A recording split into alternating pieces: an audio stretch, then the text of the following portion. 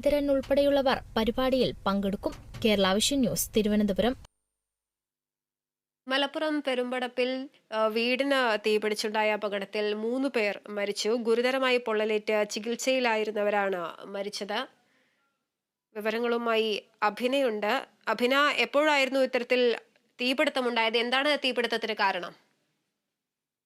തുളസി, ഇന്ന് പുലർച്ചെ 2 മണിയോടുകൂടിയാണ് ഇത്തരത്തിൽ ദാരുണമായ ഒരു സംഭവം മലപ്പുറം പൊന്നാനിയിലെ വീട്ടിൽ വെച്ചിട്ടുണ്ടായിരിക്കുന്നത്.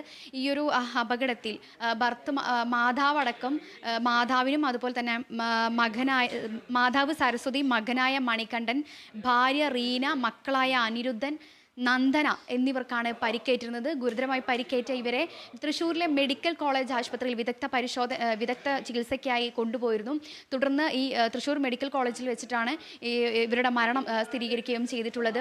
എന്നാൽ ഈ ഒരു അപകടത്തിൻ്റെ കാരണം ഇതുവരെയായിട്ടും വ്യക്തമായിട്ടില്ല.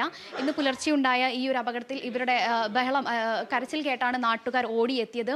നാട്ടുകാർ ഓടിയെത്തിയപ്പോഴത്തേക്കും ഏകദേശം ഇവർ ശരീരമാസകലം പൊള്ളിയ നിലയിൽ തന്നെയായിരുന്നു. ഏതായാലും ഈ ഒരു അപകടത്തിൻ്റെ കാരണം ഇതുവരെയും വ്യക്തമായിട്ടില്ല.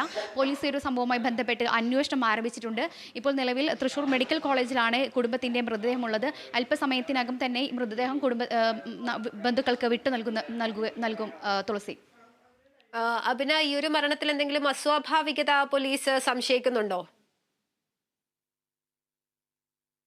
ഇതുവരെയായിട്ടും പോലീസ് ഇതുമായി സംബന്ധിച്ച് യാതൊരു വിശദീകരണവും നൽകിയിട്ടില്ല. ഇപ്പോഴും ഈ ഒരു വീടിൻ്റെ പരിസരത്തുമായിട്ട് വലിയ രീതിയിലുള്ള പരിശോധനയാണ് ഇപ്പോൾ നടന്നുകൊണ്ടിരിക്കുന്നത്. ഇതുവരെയായും പോലീസ് ഈ ഒരു സംഭവവുമായി ബന്ധപ്പെട്ട് ഒന്നും തന്നെ പ്രതികരിച്ചിട്ടില്ല.